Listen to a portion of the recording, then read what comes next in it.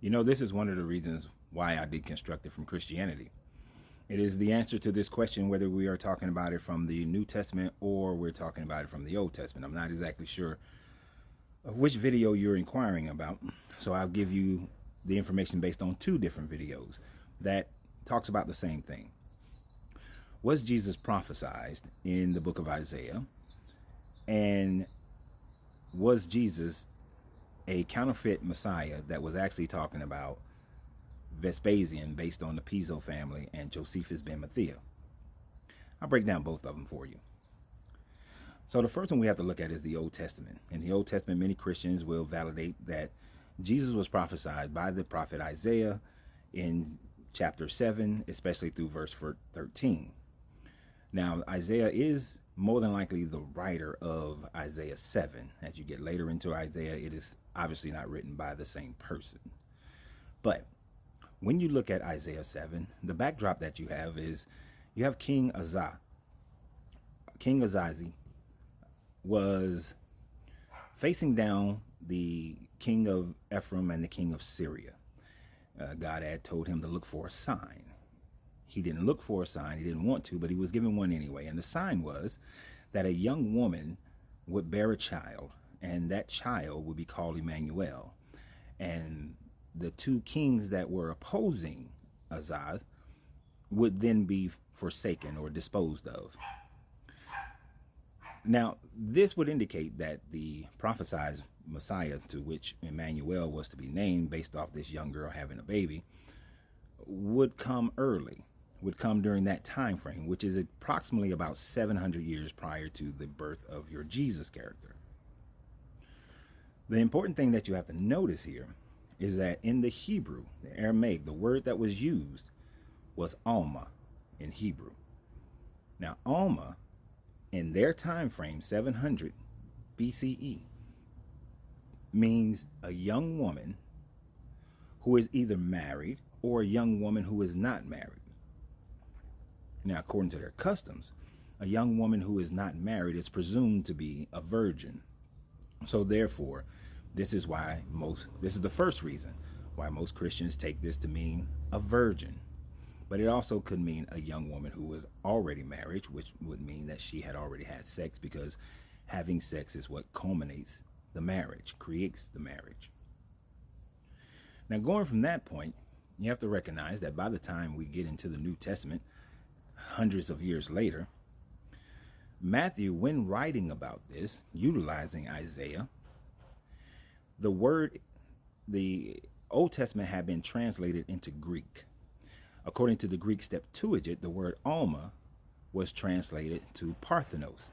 Now, before I get to Parthenos, understand that if they wanted it to mean virgin in Isaiah, then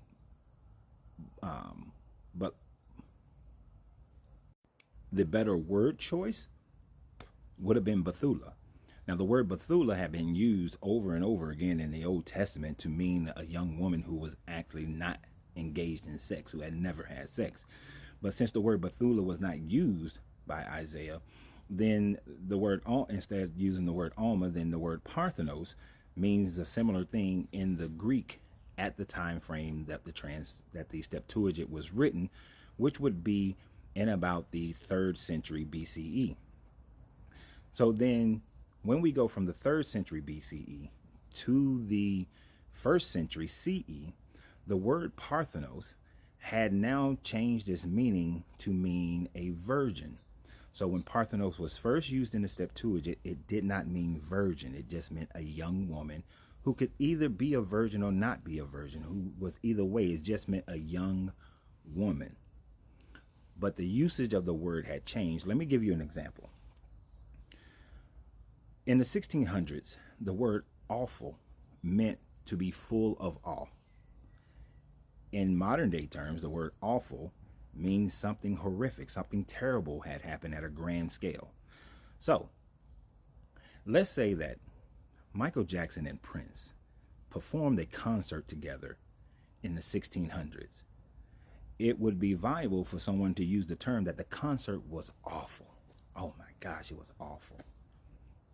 But if a person today was reading that, then they would think that it was a terrible concert.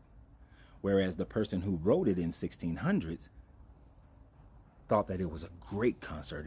They were full of awe from participating or witnessing that concert.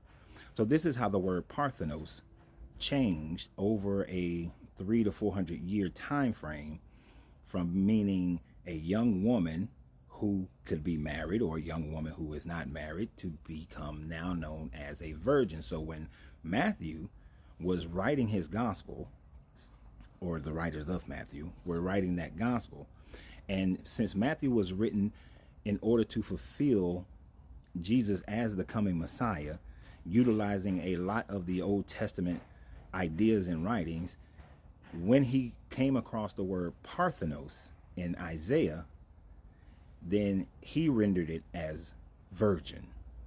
So therefore, it wasn't talking about that. So who was Isaiah talking about? Isaiah was most likely talking about Hezekiah, and how Hezekiah was born. And by the time Hezekiah had grew to be at least 9 years old, the two kings that were trying to dispose of him, they themselves had been disposed of. So the prophecy wasn't a 700-year prophecy, but it was expected to be a current prophecy. And Hezekiah fulfilled that prophecy. Now, if you weren't talking about the Old Testament, you possibly could have been talking about the fact that historically what we know about Josephus ben Mathias in concern with Vespasian is that when Josephus and his army were conquered at the Sea of Galilee by Vespasian and his son Titus, after a few years of time, Josephus had convinced Vespasian that he was the Messiah who would come to Jerusalem and become the king of the world, become the Christ who would rule. Utilizing Isaiah based on Josephus's interpretations, Vespasian was then able to utilize that plus other writings to deify himself as God's son, as the Son of God, and then making Titus also the Son of God. So Josephus, a Hellenistic Jewish writer in first century, verified or validated Vespasian to become this Jesus Messiah character by saying that he was the prophesied one out of Isaiah. And through this, it allowed for Vespasian to be inducted into the imperial cult as a deity, as a God man, and his son Titus to then be a God man as well, being a son of the God.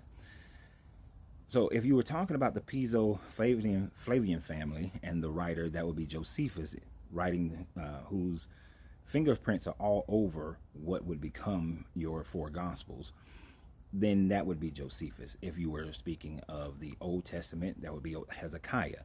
But in no way, shape, or form is it ever Jesus. Jesus doesn't fit. Jesus, these attributes were added to the Jesus character by the writers, the later writers of Matthew, as it has gone through many changes. But those writers of Matthew in the late first century through the second century, through the third century, changing the story in order for it to fit what their modern day thought processes were, based on a changing of what a word means from the Aramaic, from the Hebrew of Alma to Parthenos, from Parthenos meaning a young woman to Parthenos meaning a virgin. So I hope that answers your questions. And that was one of those things that helped me to deconstruct from Christianity and allow me to be able to see the stories for exactly what they are. Just stories used for political reasons, used to create histories for people who were constantly in a situation of being conquered. And by understanding this, it allows for your mind to cease from being conquered by these religious powers that merely seek to keep you in mental captivity. But what do you guys think? Comment, like, subscribe, and always remember, you have to free yourself to be yourself, because your greatness is non-negotiable. Good journey, good vibrations.